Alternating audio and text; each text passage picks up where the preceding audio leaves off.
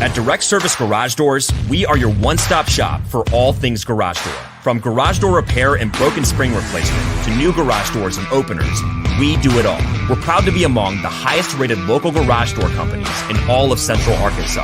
Our highly trained technicians are available 24 hours a day at no extra cost to you. So if you have an emergency, call us today, 501-244-3667, or visit our website at directserviceoverhead.com. Don't wait days. We'll fix it now.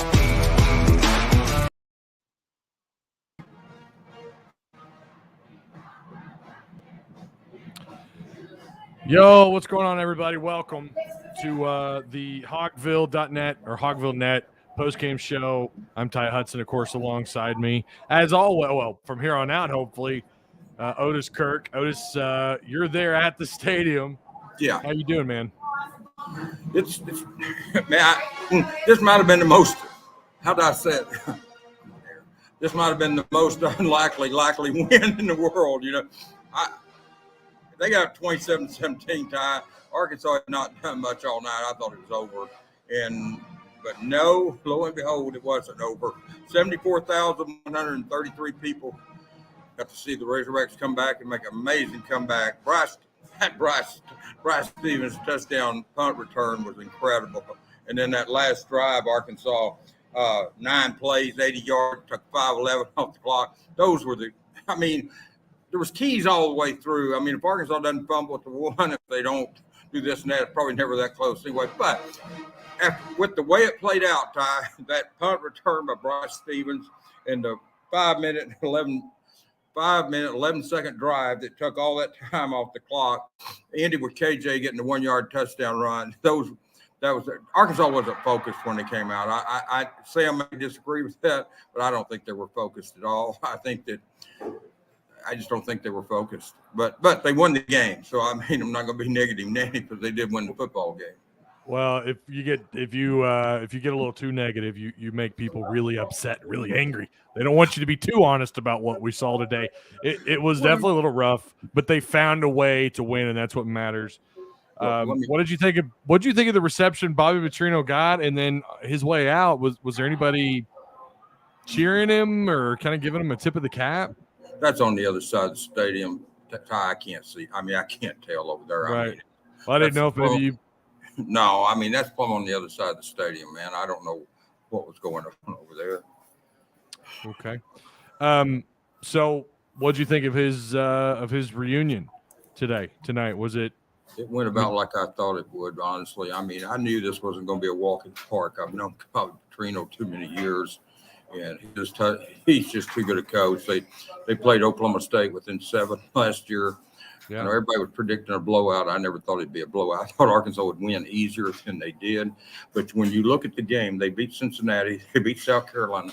They've got A&M and Alabama coming up. If there was ever a trap game, this was it. And when you got a trap game, you don't want to play Bobby Petrino.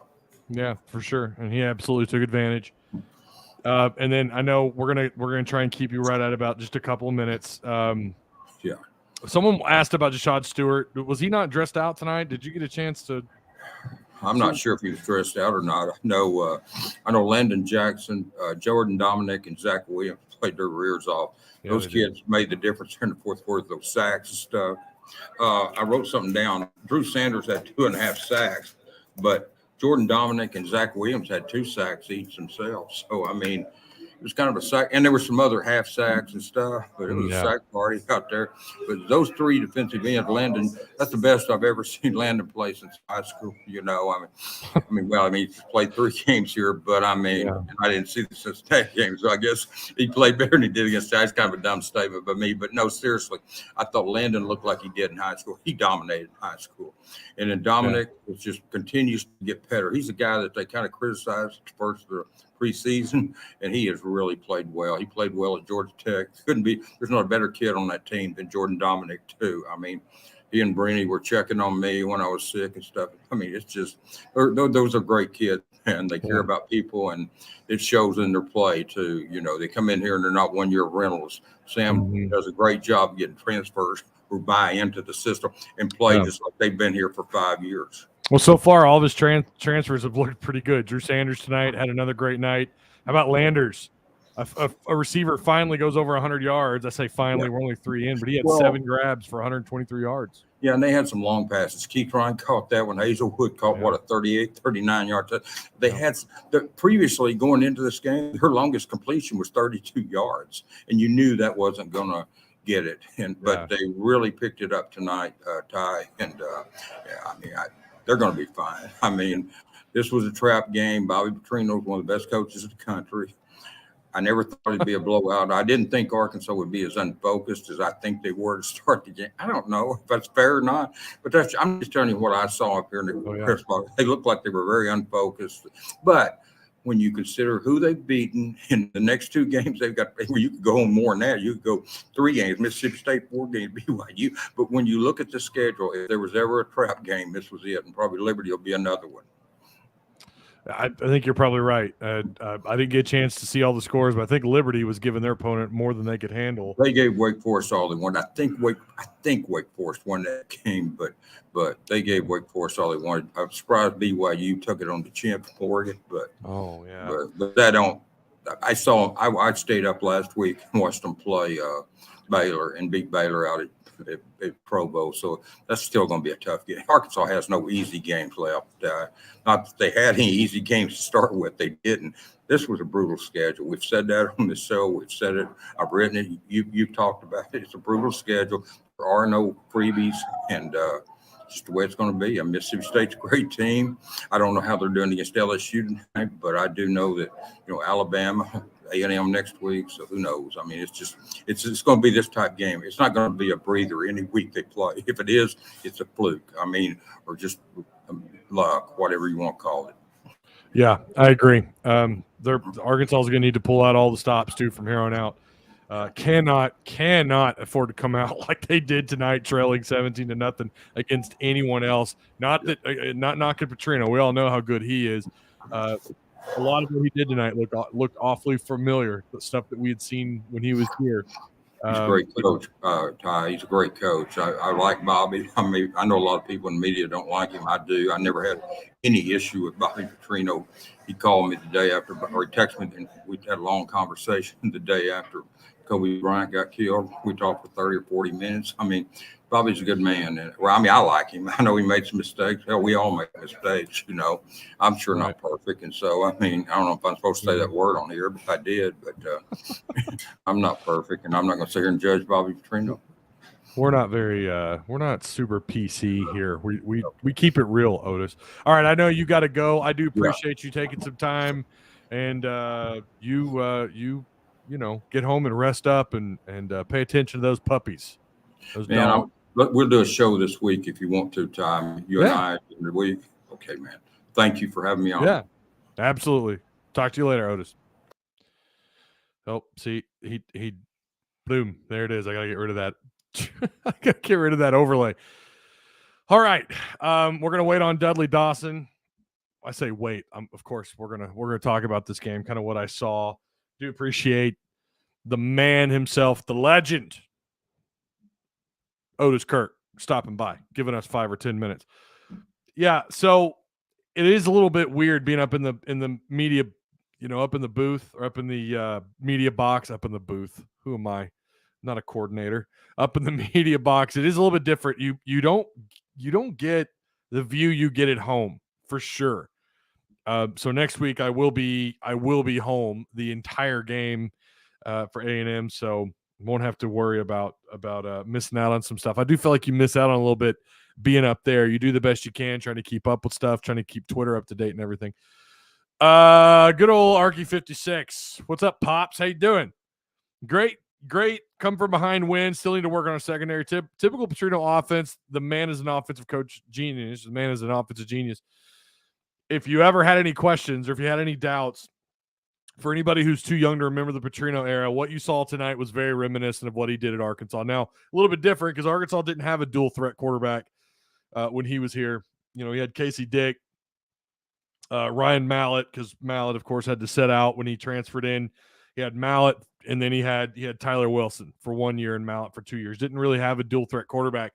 You see what he does, and what DJ Williams said when we had him on the show last week was accurate. He said that he works with what he has. and he's going to take what the defense gives you. And my God, he took everything that the defense gave him. The secondary continues to look to be problematic. I don't think there's any ifs, ands, or buts about what's going on with the secondary here. It's not good. It's not to say that they're all bad. It's not to say that we need to be overly critical, but I do think we need to shine a light on what's going on in the secondary. They've got some issues there. I don't know how you fix them between now and when you get prepared to play some opponents with better talent. The good news is so far, I don't know that I know A&M in Miami is happening right now. I don't have the score update on that, but they certainly didn't look to be an offensive juggernaut. Talking about A&M right now, they're leading. It looks like they're leading Miami 10-3 into the second quarter. So they're at halftime.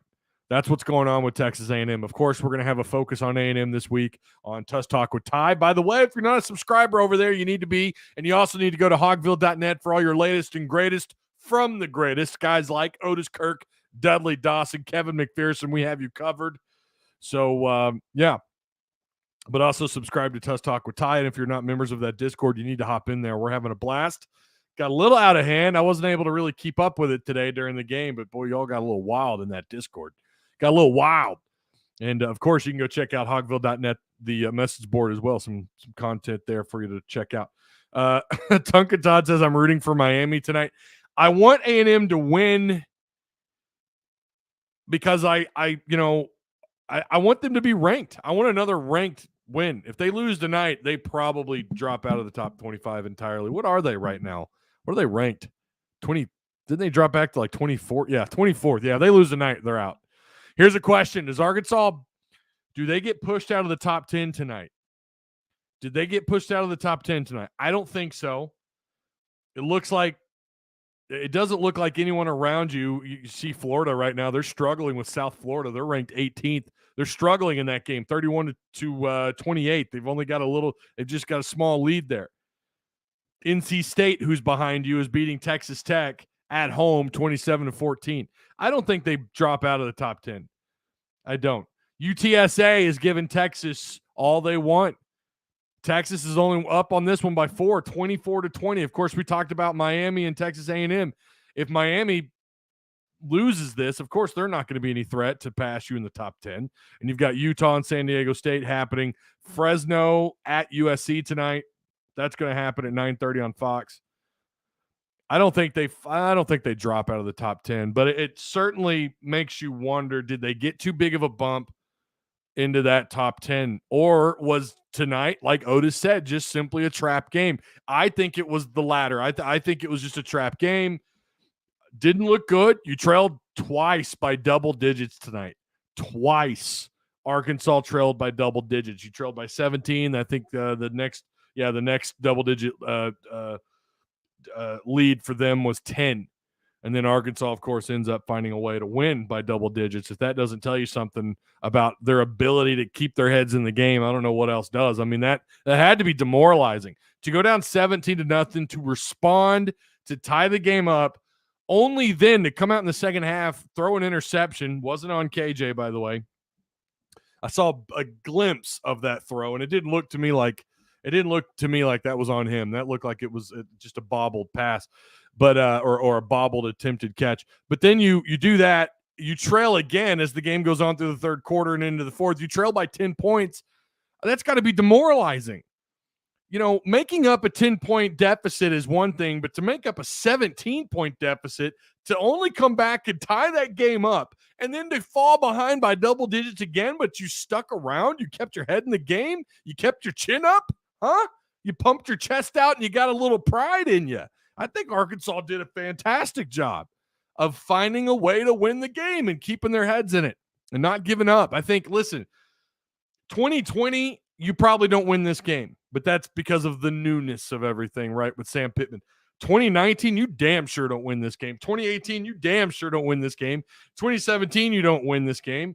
You don't win this game several years ago or a few years ago. You don't win this game. In fact, Missouri State probably beats the hell out of you. Sam Pittman year one, it's probably, flipped script on the score. Maybe you lose by a little bit smaller margin, not by 11. But year two, I think that team finds a way to win this game. And then, of course, tonight, happened, and what happened.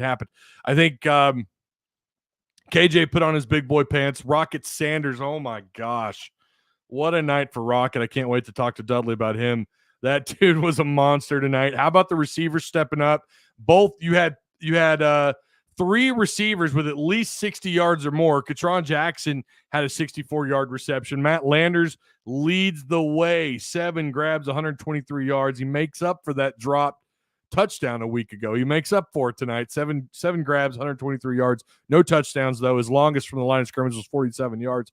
Jaden Hazelwood, 5 grabs, 86 yards. We did not see Dominic Johnson again tonight.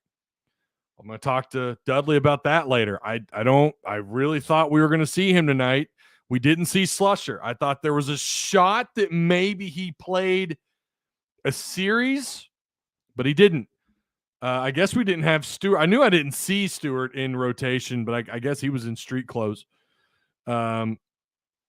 To you and yours, Big Ty. Oh, I appreciate it. I don't know what that. So I'm not this is a different format. What I'm looking at here is on StreamYard.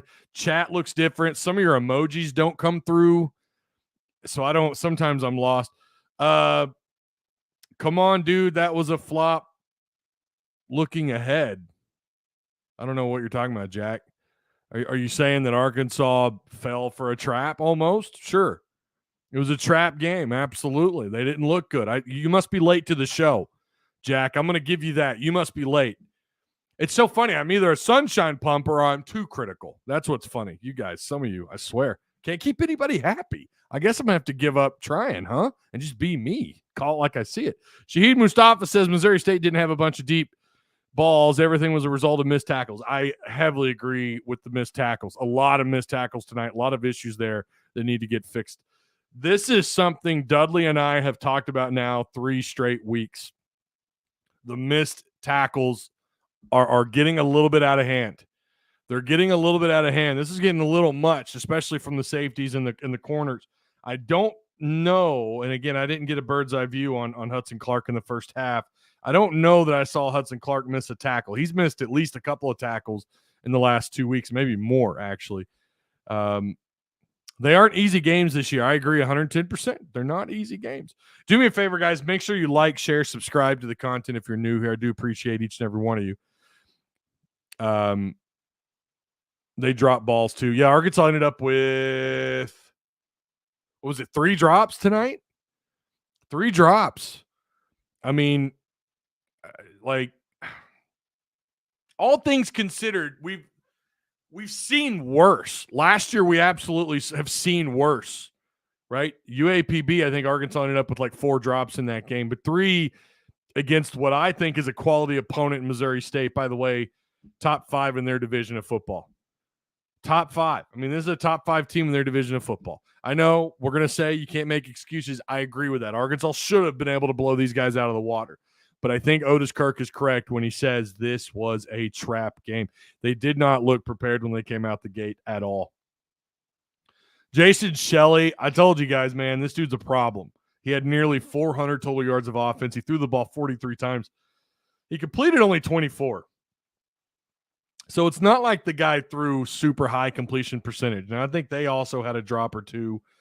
But, I mean, really a lot of the damage that he did was when he had the ability to escape the pocket and extend the plays. That's when he was at his most dangerous. That's when he was truly a problem, or when someone missed a tackle at the line of scrimmage and he would just sideswipe, right? He would just kind of scooch over a little bit and then take off 7 or 8 yards downfield. He had a 24-yard run. That was his longest run for the line of scrimmage. His dump-off throws, oh, man, his check-down throws just ate Arkansas up. Those check-down throws killed Arkansas tonight. I mean, I felt like about 50% of their offense came out of those. Again, just extending the plays out of the pocket and just dumping it off to a running back or a receiver, whatever, and letting them do their thing, because that is exactly what happened. Jacardi Wright had 4 grabs, their running back, 4 catches for 37 yards. Shelley ran the ball 17 times. Okay, I also think what some people, and I meant to ask Otis this, and if I can remember, I'll ask Dudley. I do think they came in with the idea of let's not run KJ 18 times tonight. Let's alter our playbook, which I'm all for. Let's alter our playbook and let's maybe not open it up too much in the run game, and let's maybe try to throw the ball a little more. They only threw it 31 times though. That's a little surprising. I thought, based on what I watched in front of me and on the TV when I got home in the second half, I felt like they threw the ball 40 times. So I was a little surprised it was only 31 attempts. But it didn't really feel like they were trying to stretch their wings much on the ground, at least with KJ. He had a grand total of just 40 yards off 9 carries. 4.4 yards a carry. He also had 3 total touchdowns tonight, 2 passing, 1 rushing. He ended up with, 2 turnovers, a fumble and a pick. For those of you who want to put him on the Heisman campaign on that watch list, I don't know that right now he's the guy you should be. And I'm not hating on KJ. I love KJ. Anyone who's followed me long enough knows I love this dude. This guy puts this offense on his shoulders and runs with it. Love what he does. But the guy you really need to be pushing for the Heisman. Again, I know that's such a pipe dream right now. Right now you're focused on just trying to beat A&M. I fully agree with that. I still think Arkansas is an 8-4 club. But for funsies, I'll just say, if you really want to hype someone up or someone who's the most deserving right now, it's got to be Rocket Sanders. This dude is going to eclipse 1,000 rushing yards by mid-season at this rate. He had 7.6 yards per carry. Now, you do have to consider the opponent. You do have to consider you are ginormous up front on the offensive line compared to what they have to offer with their front 5, front 6. At times, Missouri State stood Arkansas up. But Raheem Sanders in the passing and the rushing game was a complete menace once again. That's what he is. He's a true dual threat running back. It's been a minute since you've had one at this level. I mean, I don't know, man. You gotta kind of turn the page a little bit to look back far enough in time. I just got here, so I don't know if you've been asked this question. Do you think we overlooked them? Yes, I do. I do think that Arkansas took Missouri State. At the very least, they didn't take them as seriously. Or there's also the possibility that there was all this distraction this week, that there was this distraction with who's coming to town and how good that team has been. And, oh, yeah, who's coming to town. All we talked about this week were neck braces. How many fans were going to wear neck braces? You know what? I drove down Razorback Road. I go all the way down 49, and then I take that exit, the Razorback Road exit. Drove all the way down past the huge lot across from Baum Stadium that's right next to the old Campbell Soup factory. Those of you who are OG Fayettevilleans, they used to be a Campbell Soup factory. I didn't see a single neck brace. Now, granted, it's hard to, traffic was bumper to bumper. It's not like I was, putting anyone in danger. I wasn't. We were stopped. But I was looking when we were stopped. I didn't see a single neck brace. And then when I walked through all the tailgates coming up Razorback Road, I think I could count on one hand how many I saw. So all that talk about the neck braces, I didn't see that many. But I kind of wonder, and again, I'm sure there's going to be pictures everywhere of all the neck braces, I'm sure. But where I walked through the tailgates now, I also didn't see the north side of the end zone or the north side of the stadium. I didn't see. Maybe they were wilding out up there. Maybe all them folks were wilding out. They had the red makeup on the face and the neck brace. And they had the Razorback, what was it, the Sugar Bowl cap he had on. Maybe someone went all out. I didn't see it. Fans, I think, tried to keep it respectable, which is, okay. I wanted to get a lot of pictures of people trying to compete for the best look. Again, I'm sure they're out there. I just didn't see them. But I kind of wonder if maybe some of that, had an impact. Maybe they were just distracted. All the off the field talk. Again, Bobby Petrino, the reunion with Bobby Petrino and that Fayetteville crowd and that football team. Like, this was a reunion in a way. Some former players there, I'm pretty sure. I know DJ, of course, was there. I actually ran into him in the north end zone. Talked to him for just a second. We had him on the show last week. But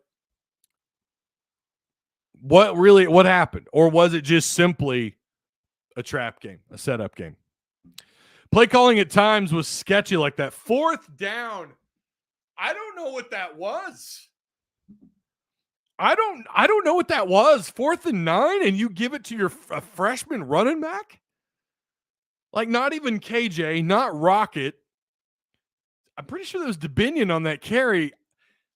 Why you even, it doesn't even matter who you gave the ball to. Why are you running it north-south right up the gut? I kind of wonder if that wasn't a change somewhere by somebody. Maybe, I don't know if KJ has that kind of freedom to call an audible or to maybe make the change or whatever the play was supposed to be. It wasn't an audible, but I think right before they snapped the ball, they continued to kind of look towards the sidelines a little bit, which they typically do anyways in between each play. But there seemed to be a little bit of hesitancy, and I kind of wonder if there just wasn't.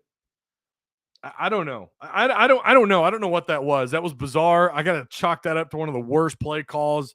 And I know someone's going to tell me, oh, well, someone should pay you $1 million to be an offense coordinator, Ty. Well, you know what? You might as well be telling everyone on Twitter, other members of media that. Everyone thought that inside that building. And I would argue probably 90% of the people at home, including Missouri State fans watching that game. What the hell was that? 4th and 9, and you just give it to a freshman back on a north-south give? What? It's bizarre. That was bizarre. And I thought some of the play calling at times was bizarre. Not going for it on 4th down when you're on their side of the field. That was strange. Bryce Stevens deserves game ball. I think without Bryce Stevens' punt return, I don't know. I think they still find a way to win it, but boy, that punt return, it was so nice. 2 flags tonight on special teams, by the way. 2 flags. Correct me if I'm wrong. That's 3 straight games special teams is getting hit with flags. I think this is the second game they've had multiple flags. Now, that shouldn't and doesn't overshadow. I mean, Fletcher had a 48-yard punt, right? That punt return for a touchdown, but you had 2 other good returns, one specifically called back because of holding calls. Laces out South Florida. Uh-oh. Hey, let's just run the guy up the gut on 4th and 9. That was just bizarre. I mean, my 13-year-old nephew knows better to do that on Madden, guys. I mean, what are we doing? Forget Kendall Briles. Uh-oh, where'd it go? Forget Kendall Briles. What is Barry Odom doing up in the box? Clearly nothing to do with our secondary. Yeah, I I just don't know where to go with it. I don't think Hudson Clark played bad tonight. I don't know. I don't know what we watched tonight in the secondary. Now, they did kind of clamp down. It wasn't all absolutely atrocious, but it was mostly not good. It was mostly, I would argue, borderline nightmare material, right? And I'm telling you, so many quarterbacks, halfway decent offenses are just licking their chops at this secondary. They've got some major issues. Their bend don't break, but I would say they bend and they do break from time to time. Now, the breaking part being touchdowns, right? Scoring, not happening a lot. It's not as if, again, it's not like Missouri State scored 40 points tonight, but it was pretty damn easy for them to go up and down the field. So their defense isn't really breaking. I think they really are a bend, don't break. Really, I don't think Arkansas had a single turnover tonight. Again, correct me if I'm wrong, please. I'm trying to look at these numbers. I don't think did they throw a pick tonight or no? I don't think they did. No turnovers. I don't think they fumbled it. They just played sound football. It looked like a Petrino coach team. I don't think there's no doubt about that. That was a Petrino coach team if there ever was one, for sure.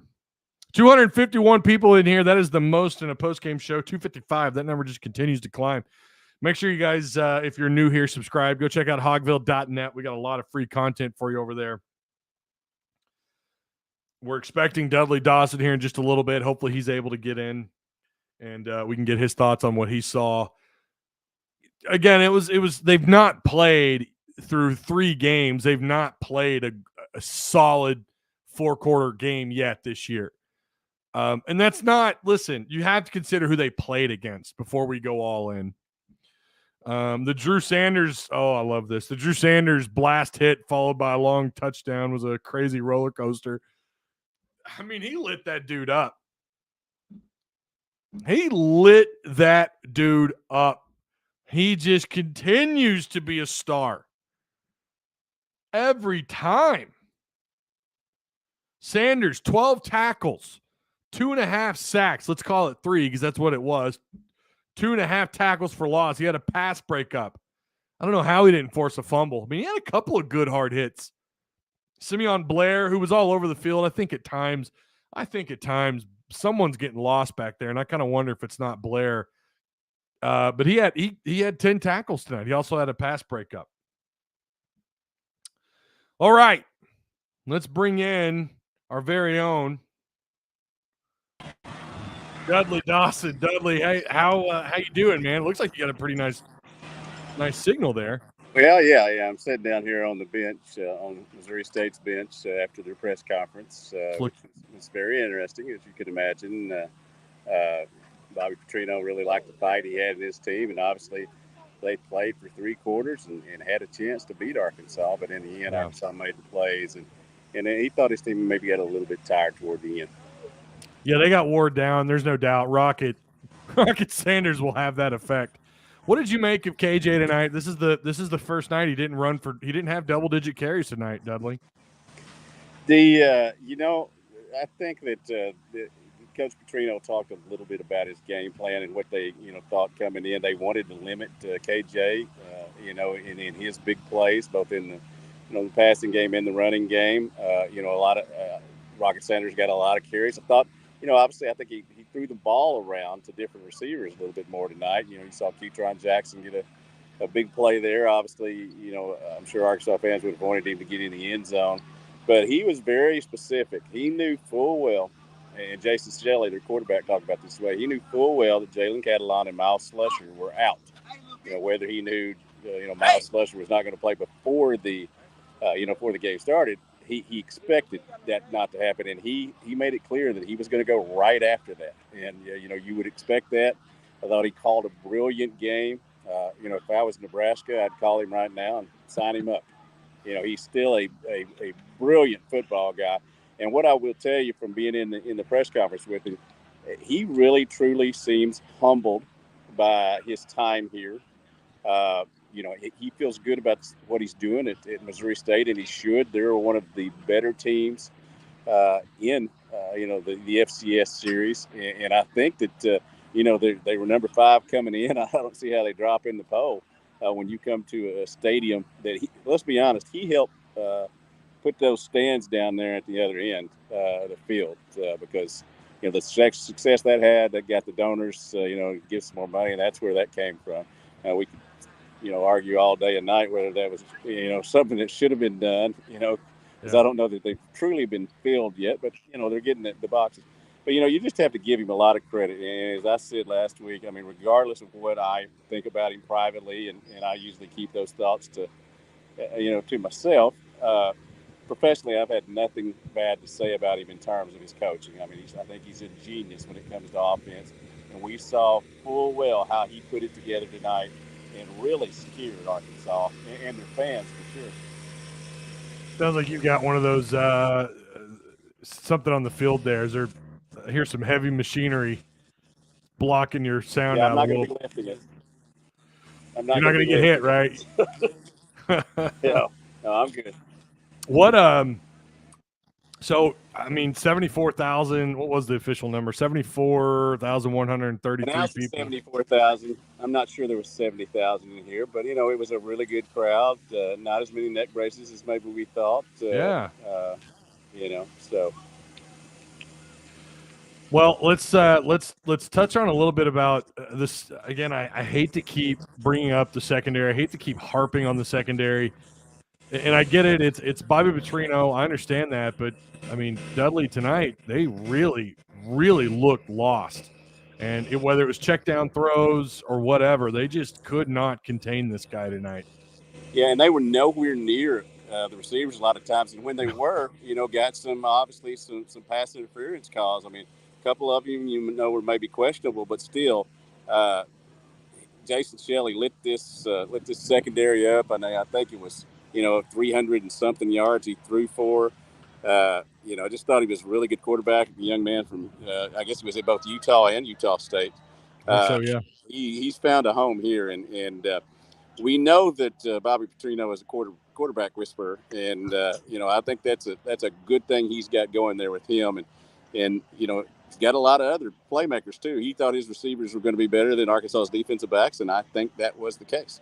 Absolutely, yeah. They were always a step ahead the entire night. The offense was their offense was a full step, 2 steps ahead of Arkansas's defense. They really struggled to contain him. If he wasn't able to throw it over the top, he was good about hitting his check down target, or he was just going to take off and run, pick up 7, 8, 9 yards. He was an absolute problem for this defense. Landers tonight. So the transfers continue to shine. We got to see Landers 7 grabs. I talked to Otis about this. Of course, Sanders on defense looked really good. Jordan Dominic, I think, had 2 sacks tonight. Looking at the transfers tonight, how well do you think they played? Arkansas doesn't win this ball game without them. Whether it was in the secondary on the defensive line, I think they ended up with 7 or 8 sacks. A lot of them came in crucial moments there late. Yeah. So you've got to give them a lot of credit for that. But it was an entertaining, fun football game to watch if you didn't have a vested interest in it, I'm sure. Yeah, absolutely. It's a nice sell too to other transfers. Like look at what's happening here. I mean, it's all these transfers. Jaden Hazelwood. We're not talking enough about him. Hazelwood had at least a play or 2 tonight. He continues to have just 1 or 2 moments through the first 3 games. He may not have the breakout game like kind of what Landers had to some extent tonight, but he has an impact on the game. So far, I would argue the majority of the guys making the plays are the transfers, outside of KJ and Rocket on the offensive side of the ball. Special teams. Oh, go ahead. Hey, one thing that I would assume now that Dominic Johnson will play next week. He's out there practicing. They've always said it's up to him if he's ready to go. There he was dressed out, and I was told that he was available to play tonight, and they were planning on him, but it never did happen. Hey, and one thing before I forget about it, if you'll look at Bryce Stevens' punt return, look at all the freshmen that are then on that special team that threw blocks on that. I mean, you're mesmerized by what he was doing, but I took a look at it up on the big board right, when they did after the end of the game, the highlights they have. There was a ton. Jordan Crook, a lot of freshmen out there that played big roles in getting blocks to free him. Of course, he has a lot of athletic ability, and I will always tell you that punt returns are better than punt catches. Yeah, that's true. So I was going to transition to special teams, and you already touched on some of it. Once again, Dudley, 3 straight games with flags on special teams that continue to hold them back, and one of them was crucial on a Bryce Stevens return. But it's still, they kind of erased the bad tonight with that punt return for a touchdown. So it's like we can't be too hard on special teams tonight. Yeah, I've gotten to where I don't even write the special team play down on kickoffs and punts until I'm certain that there is no flag. And a lot of times, I think the first 3 times tonight there were flags. They did. I think they did. Do better in the penalty area tonight, and they better be glad they did, because if they'd had a couple of more, and especially big ones, then they wouldn't have walked out of here with this game. There were a lot of people you could see in the stands who were worried, and on the sidelines, that somebody was going to have to make a play. So, and they did. I was walking back to my car at halftime. It took forever. I waited on that. I wasn't able to do anything for halftime for that dadgum elevator, but I was walking down, and Richard Davenport was walking with me down to lot 56. And I asked him kind of about the secondary or about the defense. He said, I think they just are what they are. I think what we're seeing is just what they are. That's a good point. Then that dude, the craft beer that dude drank, he's got pretty good takes. I love him. I love him the craft beer. I can't go there. Well, they we're bouncing around between special teams and the secondary a little bit. Let's focus really fast. Rocket Sanders, career night for him. I think it was 242 yards from the line of scrimmage. Pretty good, I would say, no matter who you're playing against. Yep, shovel pass. There was a lot of running, even though it was counted in the pass yardage. He just lit the field up. And we always hear about Isaiah Tega being the fastest one. I'm telling you what, Bryce Stevens showed his speed tonight, and so did Rocket. And, let's be real honest about this. Maybe 4 or 5 years ago, there was not enough size and not enough quickness on this team. And I think there's an abundance of both now. You wish that you had, as we've been talking about, a little bit better play in the secondary. But I think they look more like a football team. They act more like a football team. And apparently the alarm clock went off at, late in the third quarter. Just when they finally got it picked up, and 2 big plays. You can't say enough about the punt return. I don't think there are very many games that I've covered over the course of the last 40 years when Arkansas had a big special teams play and didn't win the game. It always, comes at a crucial time, and it also lifts the team. And Jason Shelley pointed out that he probably won't play before 80,000 again. But he said the crowd made a lot of noise, and really allowed Arkansas to get some of those sacks late. Oh, yeah. Yeah, for sure. The momentum, I think it was already kind of switching at that point, but it was fully switched after that punt return for a touchdown. Hey, you agree with me on this? I think if they had scored and scored a touchdown instead of got that field goal, which left it 27-7, I think if they'd got 31-17, I'm not sure that Arkansas would have been able to come back and win. You don't think so? I think that was a tremendous effort by the defense, not letting them get down there, but, bowing up when they needed to there and then kicking a field goal. That gave them an opportunity. And, of course, they answered right back with Rocket's run and Bryce's punt return. And so you were able to, pull this one out. That's what they did. They pulled this one out. Sam Pittman, after the game, said simply Bobby Petrino had his team better prepared for tonight than I had mine. Yeah, I when they were up 17-0, I wasn't really sure what we were going to see. But I told you before I left, while I was grabbing my stuff and getting my laptop and everything, I said, look, I think they're going to come out and they're going to be okay in the second half. I'm not going to lie, man. I was sweating bullets going into the fourth quarter. I was thinking maybe they won't. This was 27-17. I was already thinking about what, I go to the opposing coach's locker room, which back in the day was always what I called the winning locker room. It's not that anymore. But I was already thinking about what that was going to be like. How happy was Bobby going to be and how that was going to work out. And then, again, I talk about it. I went in there tonight. He was very humble. I was very impressed with what he had to say. He's always been a focused individual. I don't think there's, enough. And hey, let's give the Arkansas crowd credit. There were a few that, did what they wanted and had some things to say. But overall, I thought they welcomed him back in a manner that was befitting the class that this university usually has. Yeah, I agree with that. Yeah, I think so. It could have been a lot uglier. It could have been, I don't know. And I kind of thought too, and I said this on Twitter, people may disagree with me. I felt like, when he was leaving, I kind of hoped they, gave him an applaud. I thought at the very least with the way they played and with the reputation that he has, and then knowing that he was coming into this game into what would be a hostile environment on top of all the, all the stuff, the history kind of being carried along with him everywhere he goes. And now here he is inside that stadium. I kind of thought he deserved I'm not saying a standing ovation, but at least an applause from the crowd. I was really impressed with them. They were not, it was not deer in headlights for them at all. No. And I may have already said this. I'm getting old, so sometimes I repeat the stories the same. But I really, if I was Nebraska, and I've watched them play the last 3 weeks, really last 3 weeks, I guess. boy, I'd sell out for him right now. And number one, because I think he has learned his lesson. And you know, the Mia culpa in Little Rock with the touchdown club, I think was a good deal for him. Yeah. And two, you know, for all the acrimony and things, the way they left, he left here, that dude can flat out coach offense. For sure. Yeah, he can. Absolutely, he can.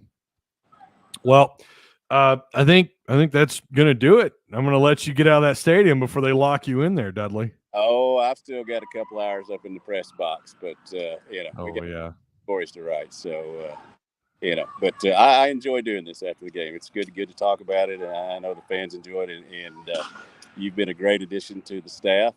You know what? You come on like 2 weeks after I did. Yeah. So you know, I think things are going really good right now. It was good as people know. It was good to have Otis back today. Yeah. Kevin did some great stuff for us, and obviously John James is taking some great photos for us. So he is a good team right now. And absolutely, we got Bobby Petrino of owners in Lanny Beavers. Yeah. Checks in the mail, Lanny. Checks in the mail. Yeah, really, for real. All right, man. Well, I'll let you get to it, and look forward to hearing from you. And safe travels home, my friend. Magic number at 9. How about those Cardinals? Oh yeah, baby. Yeah, baby. I just want him to get 700. That's all. I mean, if anything comes out of this year, I want to see Pujols with 700.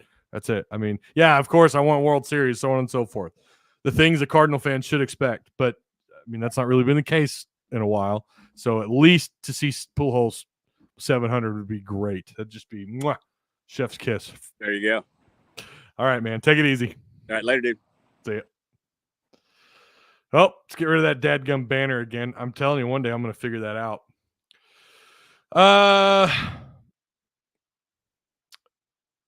Let's see. 6 penalties better than last 10.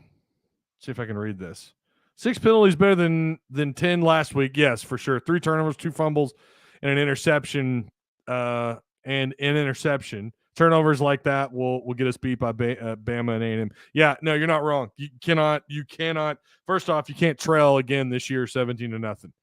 I don't know if there's a game left on your schedule where you can look at it and go, well, we can be down 17 to these guys and still be okay. I don't know that you can. I don't think you can.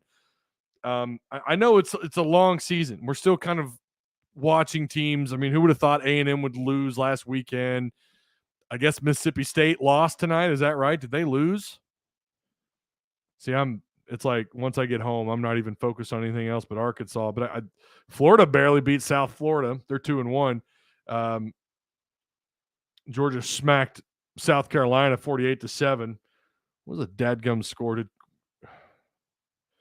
Kentucky over Youngstown. What about BYU tonight? A future opponent. They go on the road to Oregon, 41-20. They get smoked. If you would have told me Oregon was going to beat them, I wouldn't have been shocked. I mean, it's hard for any team like that to travel into a place like that, and I would have expected a closer game. They got smoked, man. 21 points. Wake Forest barely gets by a future Razorback opponent, Liberty. Number 19 ranked Wake Forest, 37-36. Ole Miss blows out Georgia Tech. I don't know Georgia Tech's 1-2 now. They are what they are, but Ole Miss won that game 42-0, and then Penn State went on the road and beat Auburn 41-12. What's the dadgum score of that game? Let's pull it down here. Mississippi State. Someone said they lost. They did. They lost to LSU 31-16. I picked Mississippi State in that game. Oh, you've got me covered in chat. Arkansas, LSU 31, Mississippi State 16. That is a little bit surprising. I'm not going to lie.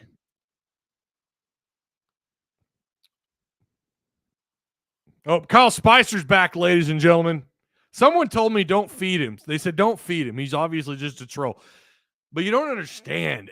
I just love it. I love it when someone just wants to flap their gums. And don't get me wrong. You guys know me. Like, it's going to take a lot for me to ban someone. Ty, are you complaining about the way Rocket runs the ball? Did I tonight? I don't think I did. There's a hell of a lot more positives to acknowledge instead of always focusing on the bad. They are in how bad they are in your delusional aspect.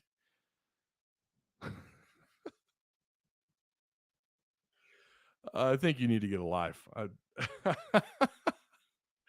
Liberty will give us fits too. Wait and see. No, yeah. Anyone who's listened to me on Tuss Talk or here, mostly Tuss Talk, when I've gone in and talked about Liberty's going to be a problem. I don't know that Arkansas. The good news is you're going to get that game, and you're going to get, you've got them at home, and hopefully tonight is an example for what that crowd has done. I think that Fayetteville crowd has come through big time. That Fayetteville crowd has come through big time. Petrino did what tonight? Penn State rolled over Auburn. Yep, 41-12. Why do you get on me? Well, now there's a difference in what I'm doing and the way you do it, Haas. You know that. Come on now. Auburn got steamrolled. Little bit surprised, a little bit, because I wasn't really sold on Penn State, but they I think I saw some highlights early on in that game. But it was kind of fun to watch. I'm not gonna lie. It's Auburn, man. I beat them. That's what I dig the most. Just beat them. Do you think Petrino was putting on kind of an audition tonight? Now, this is something I probably should have asked Dudley or Otis. Do you think Petrino's putting on a bit of an audition tonight, maybe trying to get back in? Listen, I think Dudley's onto something about Nebraska might want to get on the horn with this guy. You're not Nebraska of the mid-90s. You can't hire anybody you want. Now, Frost was going to take that job. We all know that. Frost was going to take Nebraska. And at the time, Frost was a pretty big hire. I mean, for them, right? But it was a hire that a lot of schools would have made, and a lot of schools did want him. And Nebraska thinks that, listening to their fans, they really thought for about a day that they had a shot at maybe going after someone like Sam Pittman. Well, first off, we all know, anyone any Razorback fan knows that that's a pipe dream for anyone right now. Sam Pittman's in love with his job here. He doesn't want to move. He doesn't want to. He likes where he's at. He likes his position, obviously, or the position that he's in terms of where the program's at. And it's really hard to take away from Arkansas. It's hard to take something away that they like when you're talking about a head coach. Assistants and coordinators, that's one thing. But when you're talking about a head coach, it's a little different. It's hard to take what they like, but Nebraska needs to be, they need to be brought down to earth a little bit, the way Arkansas was with hiring Sam Pittman. Now it was, with the Lane Kiffin stuff, when Ole Miss got involved, Hunter Yurachek, whatever happened. I still don't fully understand what happened. Did Ole Miss just come out and outbid just right out the gate, or did Hunter, because it always seemed to me like Hunter thought, no, I don't want any part of this. They're getting involved. You're entertaining that idea, Lane, and you're well-known agent. I don't want any part of that. And then he went after, obviously Sam Pittman, which turned out to be a phenomenal hire, and I don't know if Hunter Yurachek knew that he would get there that quickly, but I think he felt like Sam knew what it took to build a good program and to lay down a solid foundation. Nebraska need that, and it's not easy. Everyone could say that. Well, we need our Sam Pittman. Anyone in the country can make that argument. Everyone needs their Sam Pittman, a guy to come in. But Pittman has gone above and beyond. Back-to-back seasons in the top 10 in years 2 and 3. That's pretty quick. It's been a minute since that's happened at Arkansas, where a new coach comes in, and by year 2 and year 3, things have switched so dramatically. You're back-to-back top 10 at one point during the season. And it is how you finish. I do agree with that. It is how you finish. They didn't finish top 10 last year, but, we still saw what they were. Nebraska needs to find themselves. They need to humble themselves and go after someone that's just a good fit for them, because Sam Pittman was so clearly a good fit here. And, yeah, some of that is his kind of good old boy, all shucks. Some of that is, that is kind of part of the culture here. We are kind of a laid back local populace. We kind of are. We've also got a chip on our shoulder. And Sam, I don't think has a chip on his shoulder, but the fans certainly do. And you can hear that in the games. But the way Sam Pittman coaches, it makes you think he might have a little bit of a chip on his shoulder because he wants to prove people wrong. And I think he's done that. Michigan State lost to Washington. Are you serious? Did that happen? What is going on this year, you guys? You got to love it, man. Louisiana Tech, I mean, you know, they put 20 on Clemson. Game's still going on, it looks like. 41-20. Louisiana Tech putting some points on. They had 14 fourth-quarter points. UTSA, 9:36 left to go in that game. They're down 18 to Texas, 38-20. A&M's got a 17-6 lead over Miami right now. And Utah's on top of San Diego State. That game's coming up. There's 6:15 left to go in the first half. That game is 7-0 Utah. And USC's on top of Fresno State, 14-0 in the first quarter. Odom to Nebraska straight up.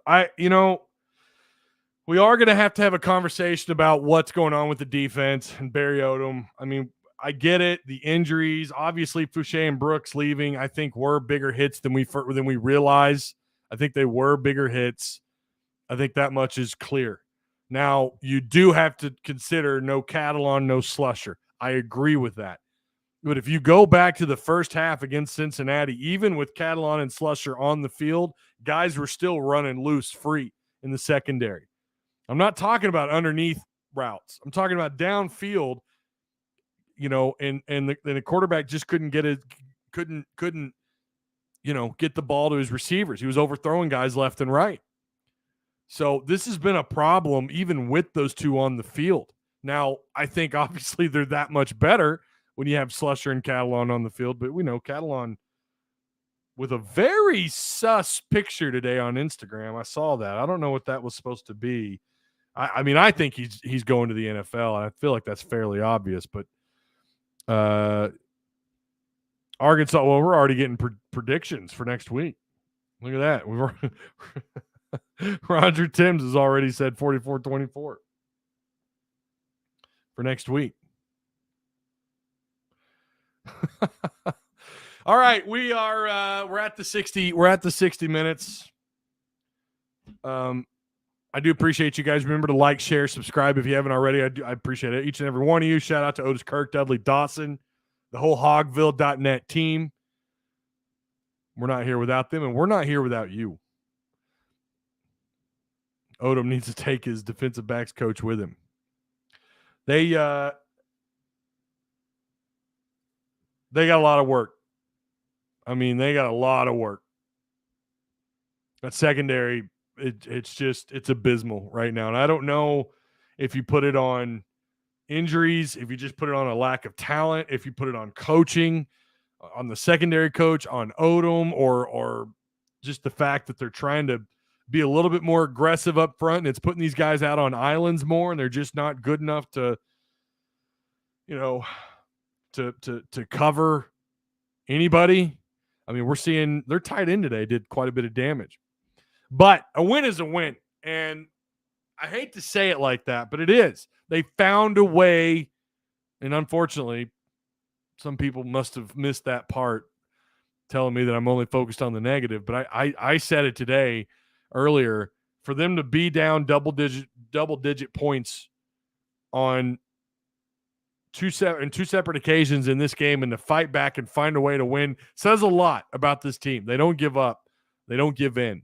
I think that's really important moving forward because they're going to face some more adversity, especially with this defense, especially with this secondary. We're giving up big plays, man. That 4th and 1, oh my gosh. I mean, then again, that was a classic Petrino call there on that 4th and 1, but man, there's no excuse for that. That 3rd and 17 that Spencer Rattler, he throws that 62-yard strike downfield on 3rd and 17. Like, these big plays, it's very reminiscent of 2010 Arkansas defense, 2009, 2010 Razorback defense.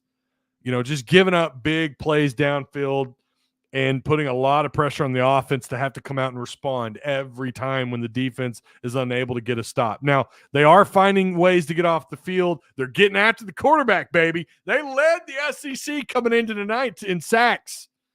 I think it was 9 sacks on the year. They had 8 alone tonight. That's worth celebrating, man. They're getting after the quarterback. I think that's more by I think it's the multiple looks up front. I think it's Drew Sanders and Jordan Dominic. Like those guys are killing it, man. Yeah, if you're playing NCAA revamped on your PS3 or 360 or your computer, you might want to bump up. If you're looking at your roster on NCAA revamped, you might want to bump Sanders up to like, I don't know, like 96, 94. That dude is killing it. He's going to be playing on Sundays. Him and Jordan Dominic have been balling out. Bumper pull, too. We can't leave him out. Cannot leave him out. They are playing out of their mind. Sanders had 12 tackles tonight, 3 sacks, 2.5 sacks, whatever. Pass breakup. But again, 8 sacks, 9 tackles for loss, and 5 pass breakups. That's not bad. There have been games in the past where, that would have been huge. So wrapping up was a problem tonight. And I mentioned that earlier in the show. It was wrapping up on defense was a problem. Yeah. All right. Again, I do appreciate you guys. We will have a pregame show. Probably it's going to be the same time as they've been the last couple of Thursdays, 11 a.m. That's the plan right now. But if anything changes, we'll try to keep you guys up to date. Remember, like, share, subscribe, all the fun stuff. Go to hogville.net. Check out the content there. Dudley Dawson, Otis Kirk, Kevin McPherson. They've got you covered. I'll see you guys on the next one.